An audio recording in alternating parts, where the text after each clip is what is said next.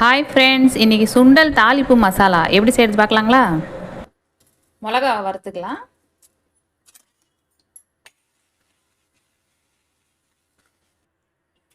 கடலை பருப்பு வறுத்துக்கலாம்.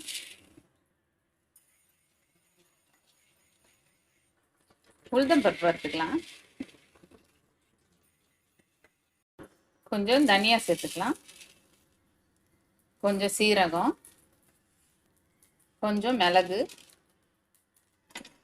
கொஞ்சமாக வெந்தயம், வேர்க்கடலை வறுத்துக்கலாம். வேர்க்கடலையை வறுத்து தனியாக எடுத்து வச்சுக்கோங்க. வெள்ளை எள்ளை கொஞ்சமாக சேர்த்துக்கலாம். வறுத்து வச்சுருக்க எல்லாத்தையும் மிக்சி ஜாரில் போட்டு கொஞ்சம் கொரன்னு அரைச்சிக்கலாம். கடைசியாக வேர்க்கடலையை சேர்த்து ஒரு திருப்பி இறக்கிக்கலாம். வாவ், சூப்பராக ரெடி ஆயிடுச்சுங்க.